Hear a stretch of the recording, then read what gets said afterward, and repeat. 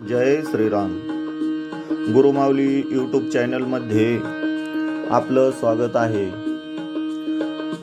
पुराणिक कथा, भजन, कीर्तन पाहण्यासाठी आणि ऐकण्यासाठी आपल्या गुरुमाऊली यूट्यूब चॅनलला सबस्क्राईब आणि लाईक करा. व्हिडिओ आवडल्यास व्हिडिओ शेअर करा. आज आपण श्रीराम विजय ग्रंथातील अध्याय 21 मारुतीने लंका जाळली हा पाहणार आहोत. मारुतीला पकडण्यासाठी इंद्रजित मोठे सैन्य घेऊन अशोकवनात आला. इंद्रजिताने मारुतीवर अनेक बाण सोडले, पण मारुतीने ते परतविले. मारुतीने थोड्याच वेळात अनेक राक्षसांना मारून इंद्रजिताला पळवून लावले. शेवटी ब्रह्मदेवाने मध्यस्थी केली. तेव्हा मारुतीने स्वतःला ब्रह्मपशात बांधून घेतले. त्याला रावणाच्या दरबारात आणण्यात आले. सारी सभा मारुतीकडे पाहत होती. मारुतीने आपल्या शेपटीचे वेटोळे केले व त्यावर तो बसला. रावणाच्या सिंहासनापेक्षा त्याची बैठक 1 हात उंच झाली होती. रावणाने विचारले, अरे माकडा, तू कोण आहेस आणि इथे कशा करता आलास? मारुती म्हणाला, हे रावणा, ज्याने सीता स्वयंवरात तुझ्या छातीवरील धनुष्य उचलून तुझे प्राण वाचवले, त्या प्रभू रामचंद्रांचा मी दास हनुमंत आहे. मीच अशोकवनाचा विध्वंस केला. जंबू, माळी व अखयास ठार मारली. इंद्रजिताची विटंबना केली. श्रीरामाची आज्ञा असती तर आत्ताच तुझी 10 शिरे छेदून सीतेला घेऊन गेलो असतो, पण तुझे मरण श्रीरामाच्या हातून आहे. तुझे सामर्थ्य तरी मला पाहू दे. मारुतीच्या बोलण्याचा रावणाला राग आला.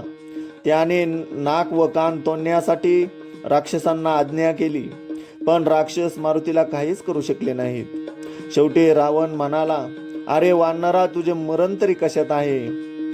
माझे मरण ना माझ्या शेपटीत आहे.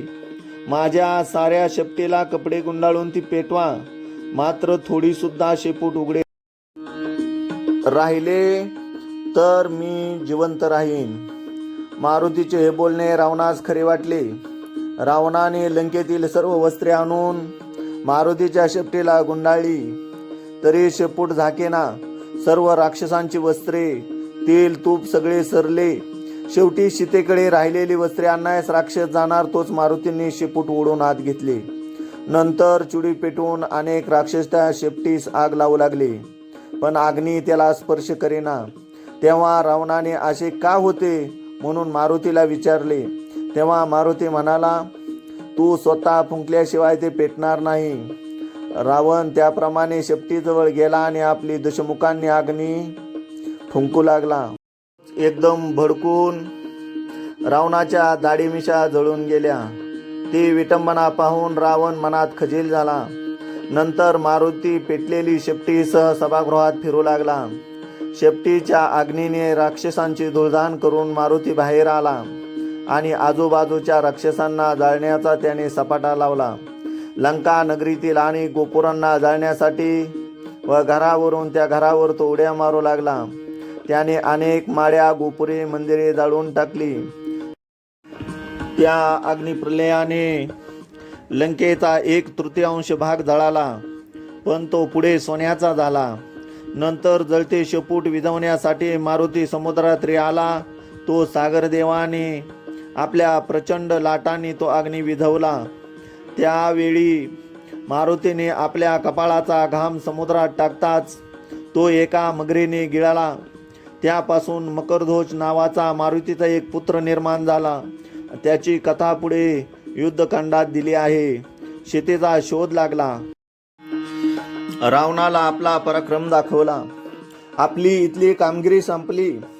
आता सीता शोध रामाला सांगण्यासाठी मारुती होता वेळ झाला.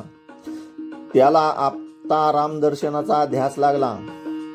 पण आपला पराक्रम आपणच रामाला सांगणे इष्ट नाही, म्हणून तो गुप्त रूपाने ब्रह्मदेवाकडे गेला आणि म्हणाला, ब्रह्मदेवा, मी रामदर्शनाला आता होता वेळ झालो आहे. इथे घडलेली सर्व हकीकत आपण पत्रात लिहून द्यावी, म्हणजे ते पत्र मी श्रीरामचंद्रांना सादर करीन.